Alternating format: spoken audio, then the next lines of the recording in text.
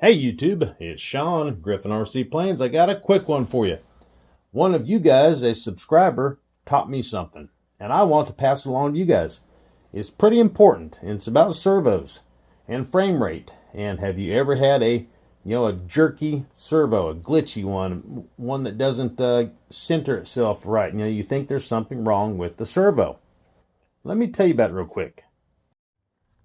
In a previous video, we updated my DX9 from the 2.09 software or airware, whatever they call it, the airware, the software.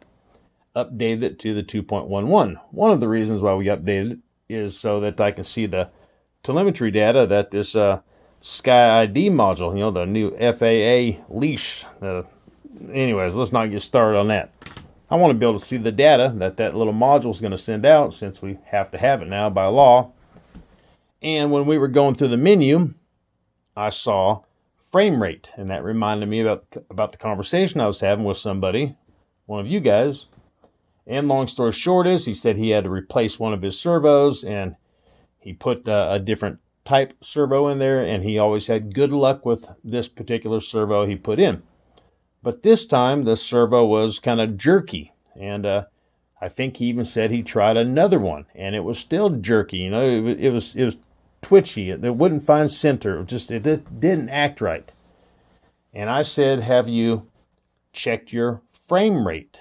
And when he emailed back, I could tell that he maybe didn't know what I was talking about, or like he already did. But in another email, we talked about the frame rate also. And then he emailed me back and he said the frame rate fixed it. He said, but I really didn't know what you were talking about, because he didn't see frame rate in any of his menus.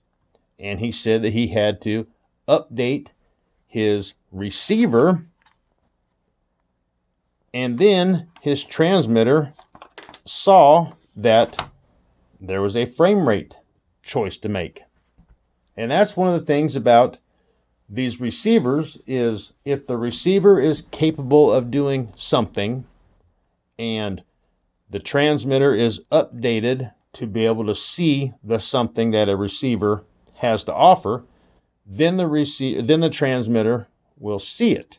For example, the smart receivers have forward programming. That's how we program our receivers, to be able to have Safe Select and AS3X, and we program the receiver using our transmitter, using the screen, and they call it forward programming. So if you bind your transmitter to a receiver that has forward programming and both are updated, then your transmitter will see forward programming in the menu.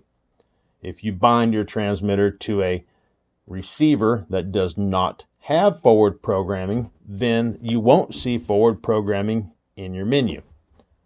So he wasn't able to see frame rate because the receiver wasn't updated and wasn't able to send that info to the transmitter. So anyways, frame rate is how the transmitter speaks to the servos. And let me just show you real quick in the menu, then I'll let you guys go. So we're going to go on down here. System setup. Yeah, that one.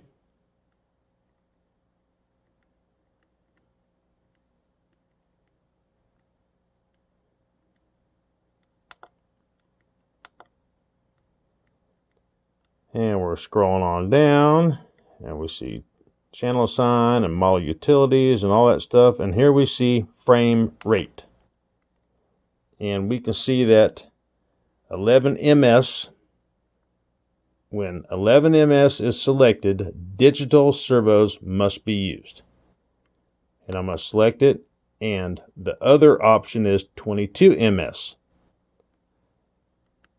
Those are the only two choices, 11 and 22. So digital servos, you have to have your transmitter set on 11. Analog servos need to be set on the 22, and that's how they talk to one another. I don't understand all the I'm getting a headache thinking about it. But that's just how they talk. We'll say it, Japanese versus English. Real quick here, I went to the Spektrum website, SpektrumRC.com, and I went over to support. In their glossary, I found frame rate. So frame rate is the time interval at which the servo data is updated on the receiver. So there you go. So they can't jive if they're not both on the same page. And that's what it was. The servo he took out was a digital servo, and he put a analog servo in there. So when we buy, one of our awesome E-flite planes, it's pretty good chance it's going to have a digital servo in it, but it's not going to say on the, on the logo or on the side of the servo. They might not be advertising, digital.